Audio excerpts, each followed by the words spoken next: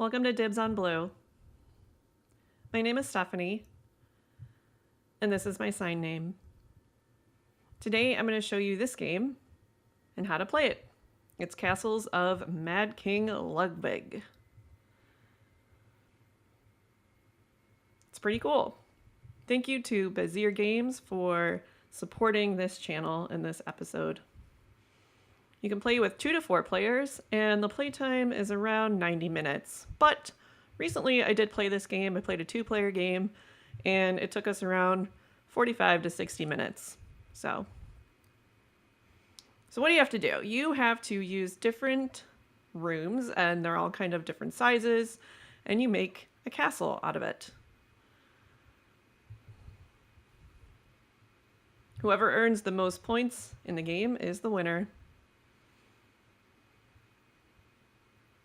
The board has 2 different sides, and it depends on how many players there are with which one you use. So once you choose a color, you pick the foyer that matches that color. Of course, I'm blue right now. And then you can also get a reference card to help you during the game. You can look at that. It's got 2 sides to it. There are bonus cards, so you shuffle those and you put them on the board. And then each player gets 3 cards.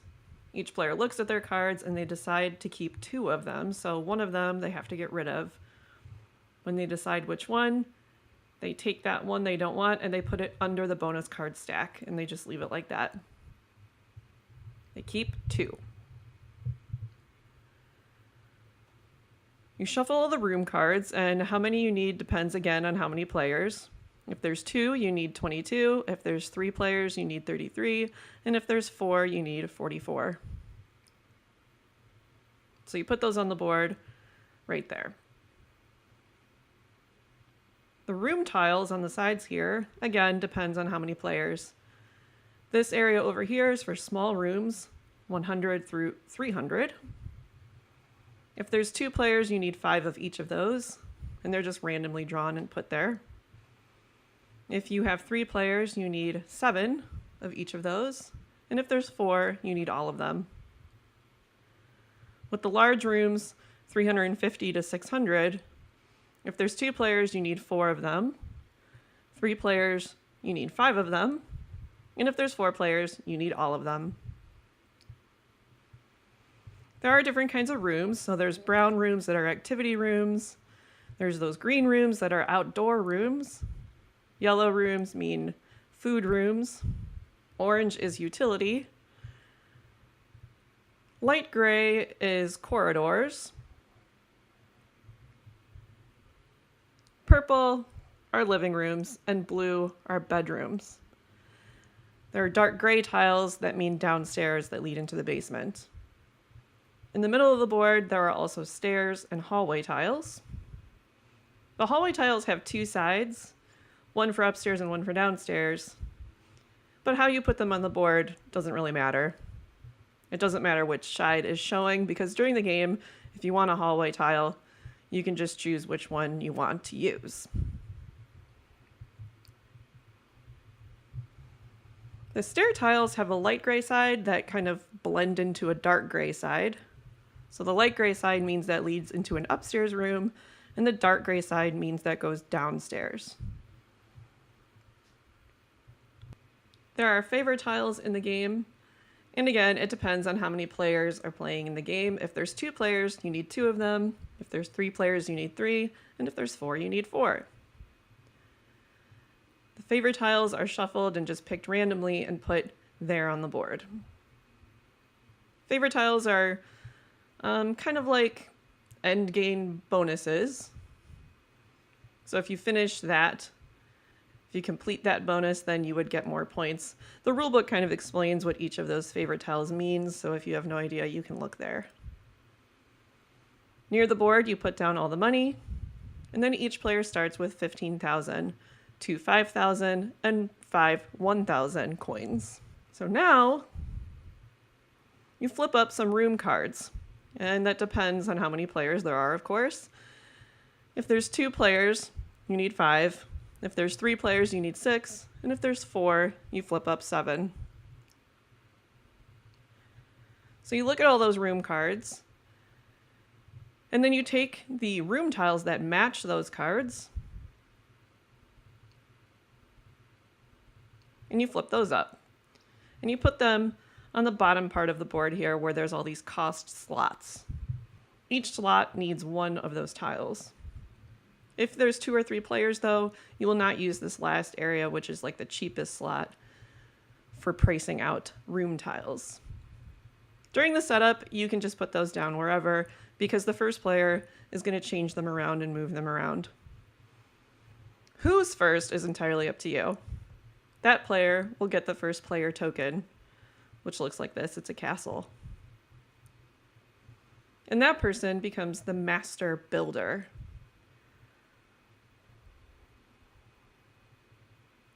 That person will start at 0. The next player will start with 1 point, next player 2 points, and the next player will start with 3 points. Now the game can begin.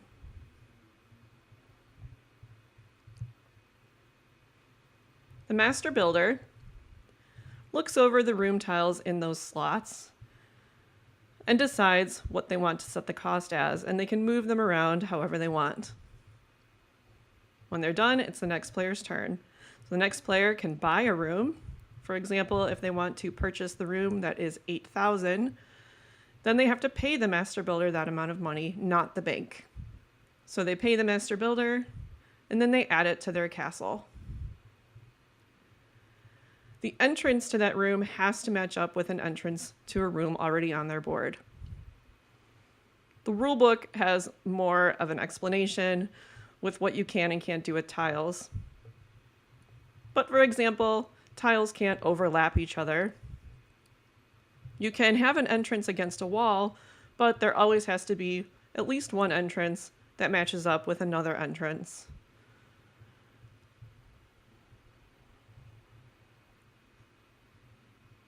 The castle has to have at least one exit.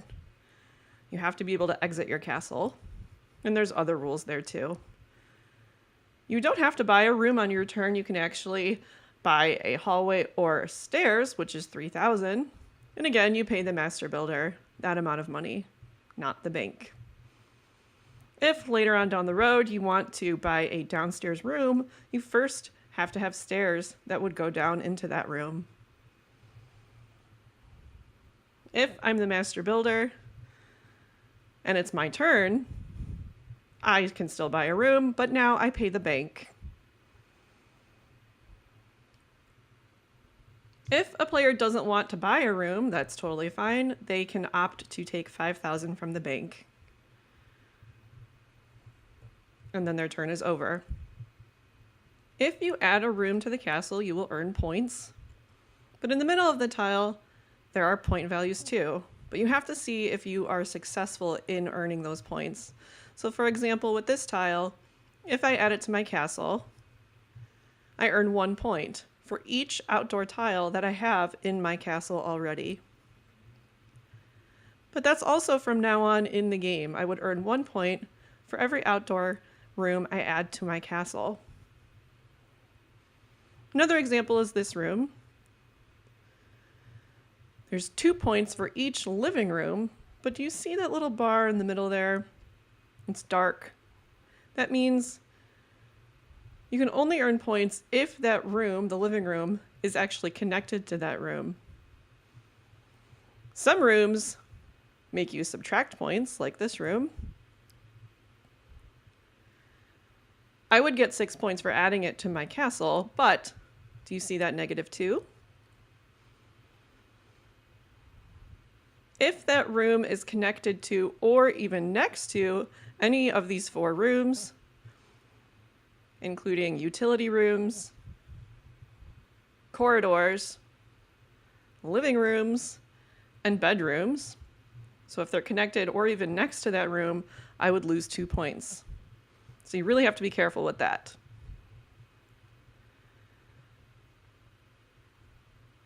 If a room is completed, which means all of the entrances have connected to something, then you would earn a reward. So see the reference card here. For example, if I've completed my activity room, then I would earn 5 points. If I complete the food room, I would get another turn. And there are other rewards there. If I'm the master builder and everybody's turn is done, then the next player would become the master builder. If people have bought room tiles on their turn, then we probably need more.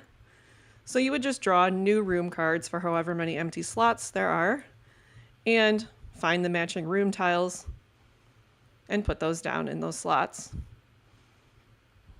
That master builder can move those tiles around now and decide what they want to set all the costs as. Then it's the next player's turn and they can buy a room, and so on and so on and so on. The game is finished when all of the room cards are gone, and you can finish that round. Now you add up all your scores, and you start with the favor tiles. The first person would get 8 points, second player would get 4 points, third would get 2 points, and fourth would only get 1. You can see that on the board there too. If the tile stacks have run out, any of them have run out, then I look at my castle to see if I have any of those tiles that match the depleted stack. I would get 2 points for each of those tiles. Then I would add up all my bonus cards. And I would also earn 1 point for each 10,000 money I have. Whoever earns the most points would win. If there's a tie, the player who has the largest castle would win. You look at the square footage that's on the tile, and you just add up all those points. If you want to play solo, you can. The rulebook explains how to do that. That's it for explaining the game. Thank you to Bézier Games for supporting this episode again. And if you enjoyed watching, please subscribe, like, and share the link. You can follow us on Facebook and Twitter at Dibs On Blue Games. The Facebook page has a list of friendly local game stores who support this channel. So go check that out. If you have any comments or questions for me, go ahead and leave them below and I will answer. Thanks for watching. Bye-bye.